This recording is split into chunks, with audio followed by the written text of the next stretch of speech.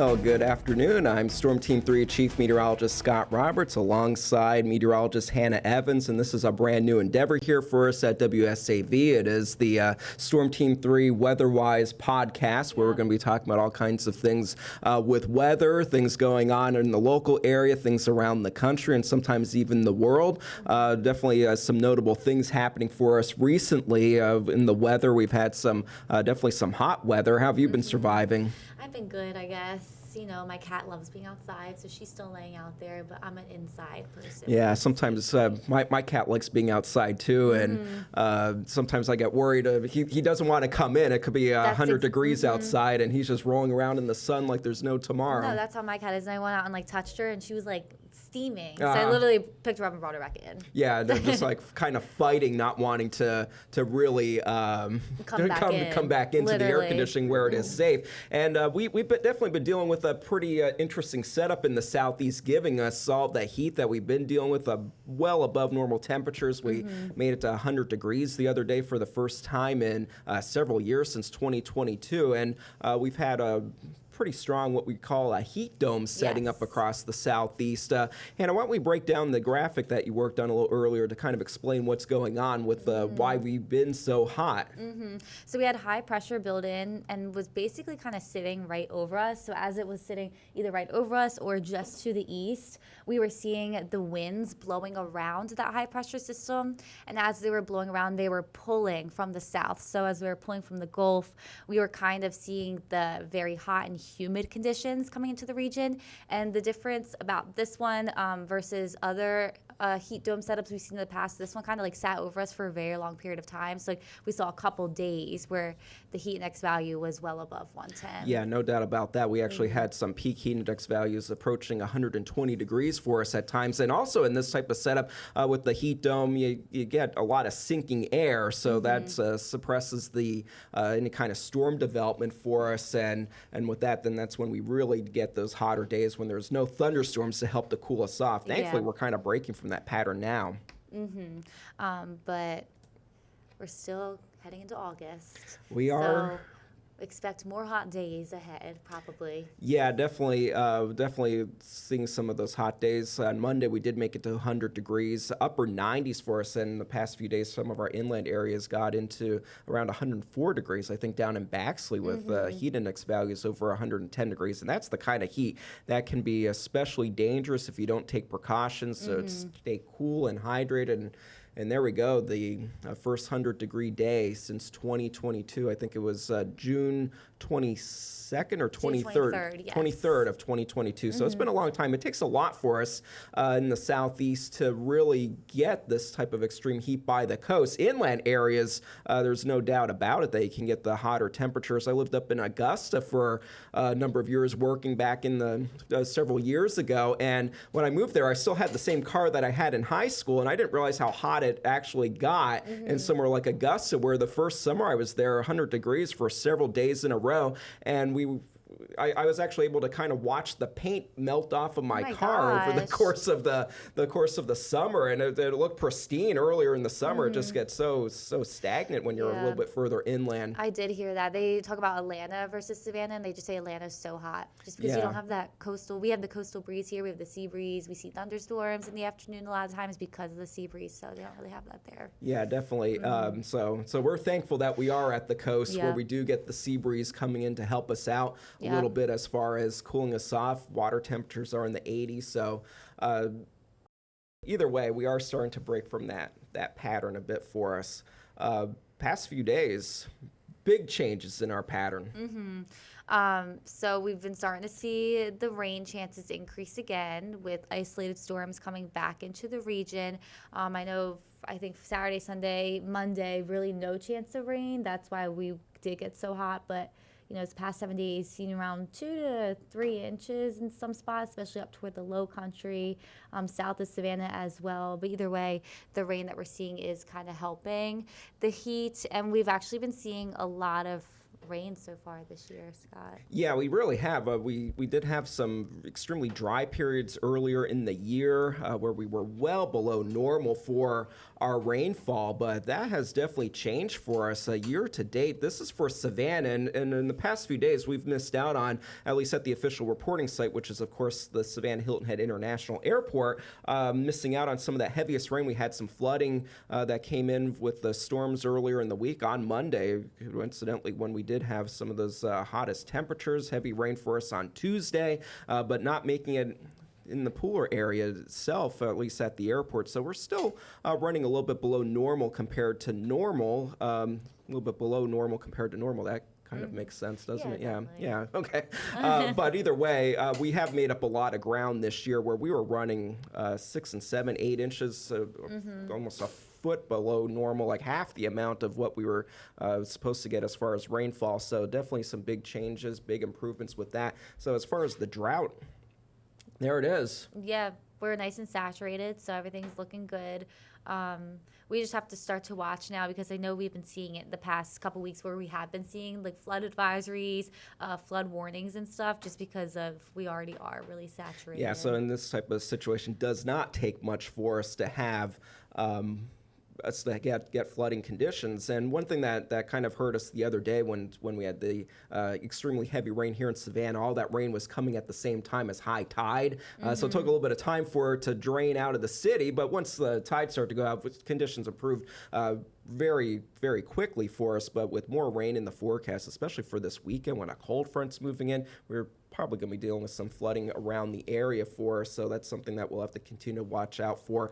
And July, Hannah, definitely it's been an interesting month for us weather-wise overall. Definitely. I feel like the first half of the month, I feel like the temperatures were right around where we should be at least. Like I feel like it wasn't too hot just yet until this last week. Yeah, that's really what we've been looking at. As hot as it has been, we actually haven't been breaking records over the past several months for us. I think for the year, we've only broken 3 record high temperatures, and that was back in February, and I think again in the springtime. So as hot as it has been, the summer really not too bad. Yeah, trending above normal for us, definitely above normal on the 28th, just the other day, making it to 100 degrees, but the record that day was 102 degrees. Yeah, so not record breaking. Not record breaking, but as hot as it was kind of chilly earlier in the month too. Yeah, it definitely was. We saw the coldest temperature at 71 degrees on July 6th. So, of course, it did start out a little bit below normal.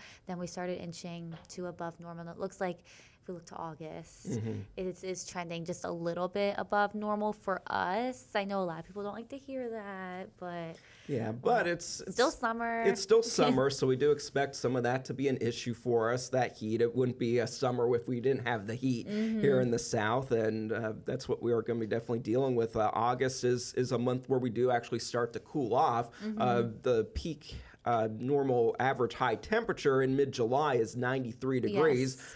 Late July, it's 92, and then early August starting out the same, and then we gradually lose a couple of degrees as we head through the month for the highs and the lows. So it is a month where we do start to head into the more cooling season, more into fall.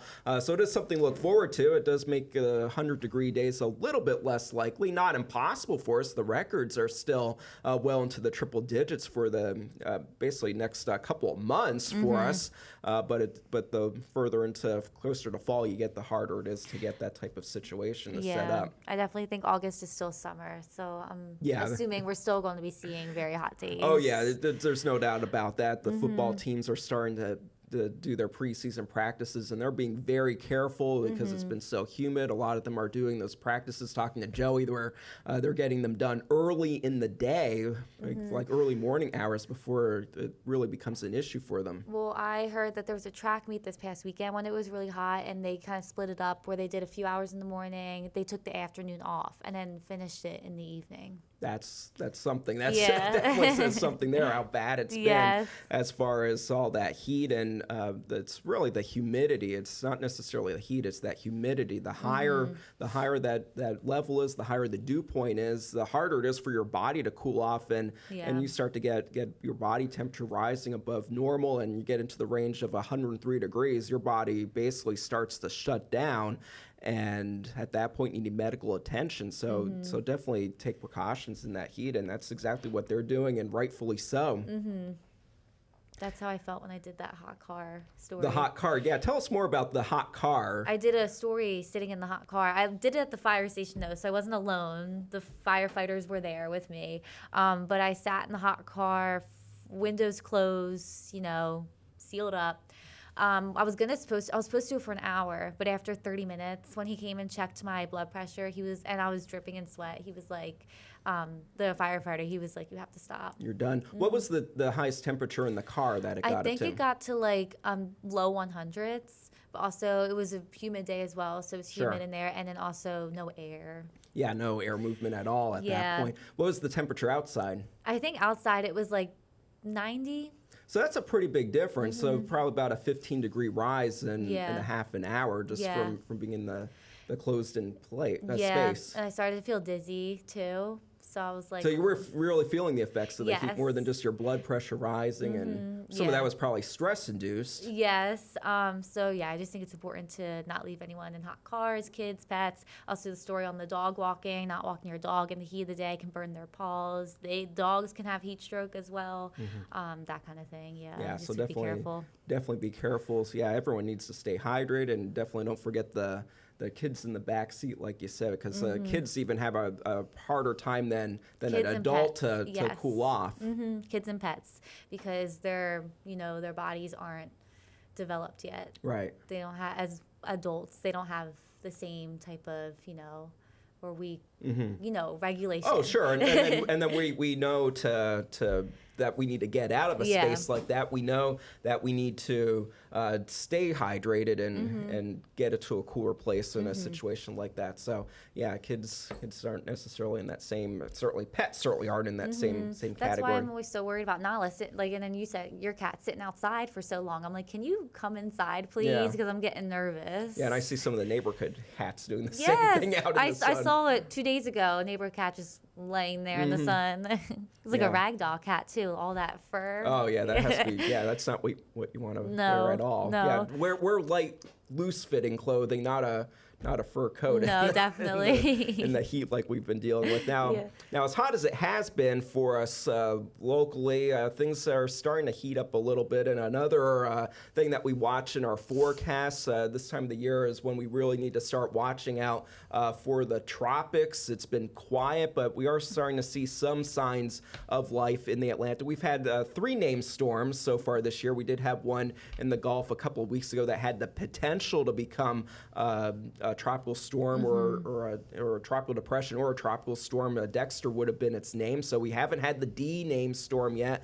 So we're in good shape there as far as it being a quiet season so far. But as we take a look at the satellite imagery from our Viper radar system there, we can see the Atlantic basin. There are a few tropical waves, one in the mid-Atlantic, right where it says Atlantic Ocean, and then our main development region as we look for in the later part of the season, more into late August and say especially into September and October, we look for the Cabo Verde kind of storms, the tropical waves that come off of the coast of Africa, and they tend to become the strongest storms around the basin just because they have a lot more real estate to cover and strengthen in areas that usually have very warm water. But we do have a few weak tropical waves that are just north of the equator. Nothing that we need to worry about in the short term for potential development, but as they continue to push to the west toward the Caribbean Sea, we might begin to see some more favorable conditions for development. I do want to mention the Pacific. The Eastern Pacific is a little bit more active.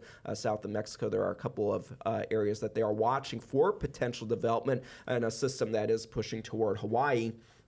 That will likely give them some high surf, but no direct impacts are expected at this time. But either way, for us in the Atlantic basin, things are pretty quiet, and that's where we really need to stay concentrated. The Caribbean Sea, almost cloud-free. Same thing with the Gulf, almost cloud-free, other than that weak disturbance in the northern Gulf, south of Louisiana. That's just a little piece of energy that will likely enhance some rain chances a little bit along the coast as it continues to push towards, say, Houston, Texas.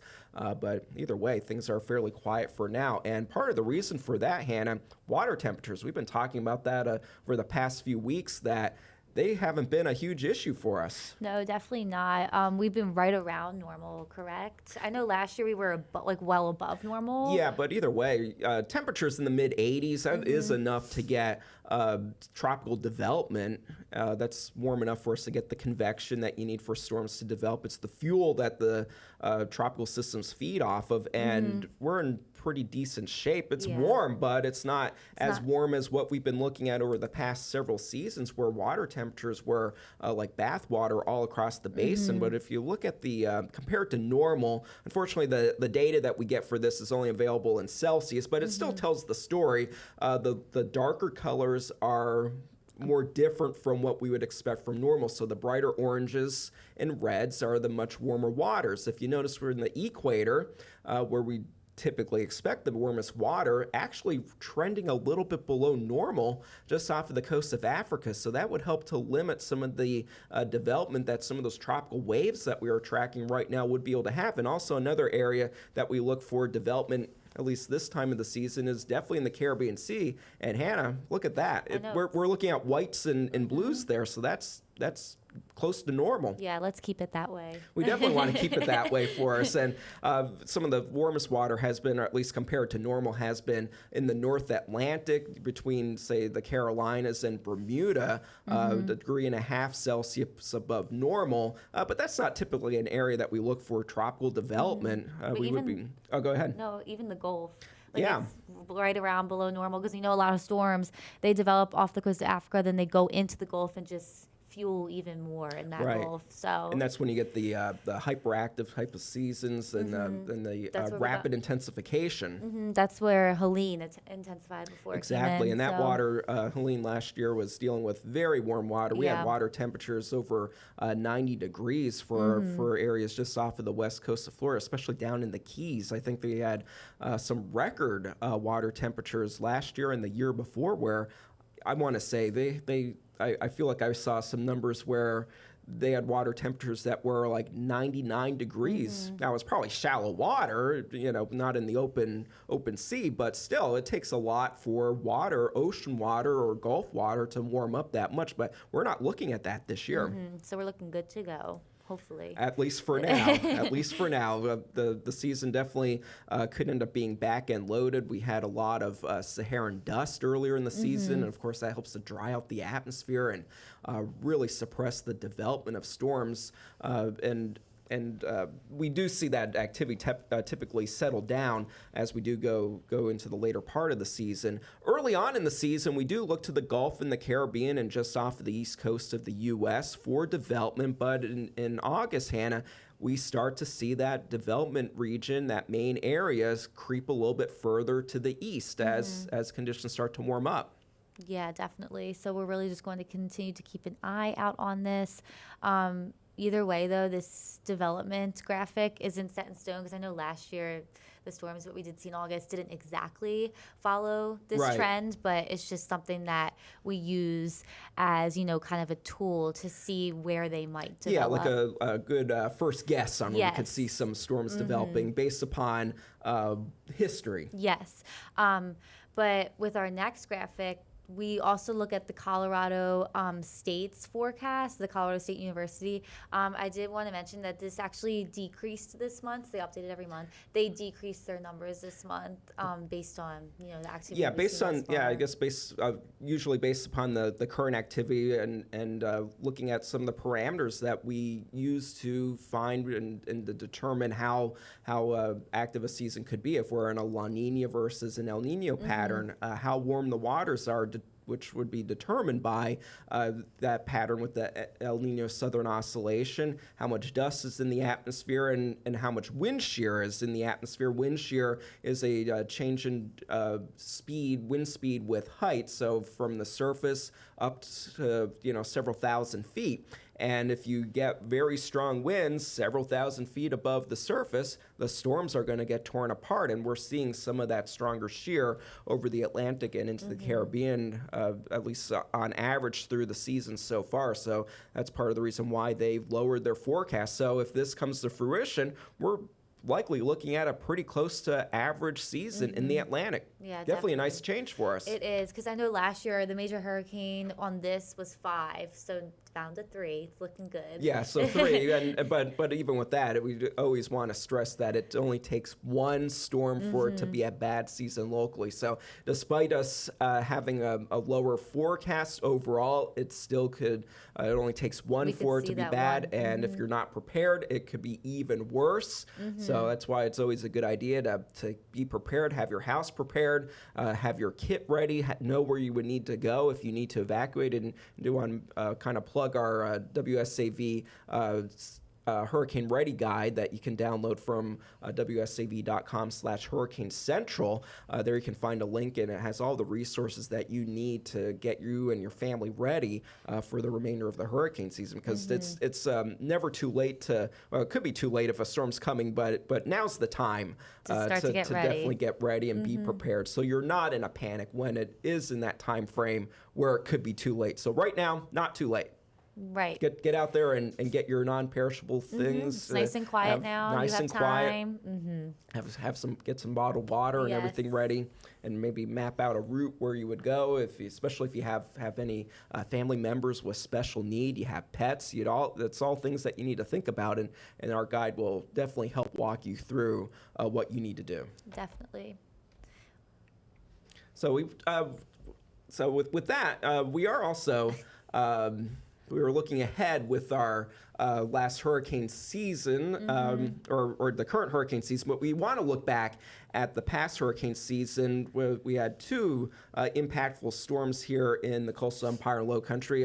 On average, since I've been here in Savannah, it's been like one really close call, maybe one storm a season that we've had to really worry about. But last year we had 2. And we are actually coming up on the 1-year anniversary of the first storm that we were dealing with last season, and that was what became Hurricane Debbie. And then by the time it came through our area, it was a tropical storm, and it was an inland storm. It's not something that people think about often for having really meaningful impacts from a tropical system, but Debbie was a prolific rainmaker for us and produced a lot of flooding. That made landfall moved through our area on August 5th. It was very slow moving too, so that was another thing. It dumped rain for like 2-3 days straight. Yeah, so it was like a disaster moving in slow motion, a car crash moving in slow motion, and it really did take a few days for us to have the really meaningful impacts from it, especially in places like Richmond Hill. Yeah. Our own Alyssa Carsley,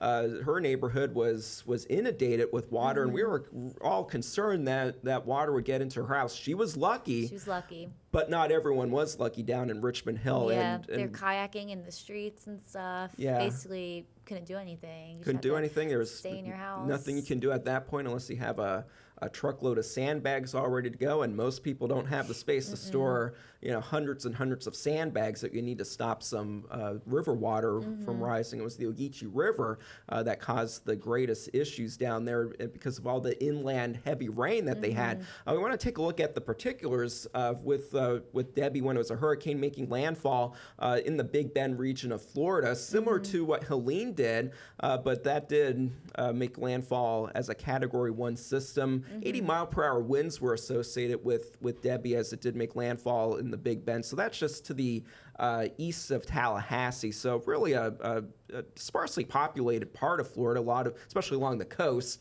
It's the nature coast or forgotten coast, depending on where exactly you are along the coast there as far as the terminology, but it just shows that how sparsely populated it is. Most of the population is a little bit further inland, places like Lake City and points between there and Tallahassee, a few towns along Interstate 10. So really they didn't have significant impacts from Helene directly from the wind, and as far as damage, mostly rain, a little bit of a storm surge. But if we take a look at our links graphics, we can definitely take a look at those particulars with the storm. There's where it did make landfall, 80-mile-per-hour sustained winds, wind gusts of 100 miles per hour. It weakened quickly as it made its way into our area as far as those winds. And once it got here, Hannah, we were really watching the river levels closely with all that heavy rainfall. Yeah, so definitely, even though I know a lot of people say like, oh, it's just a tropical storm, it'll be okay. It's all about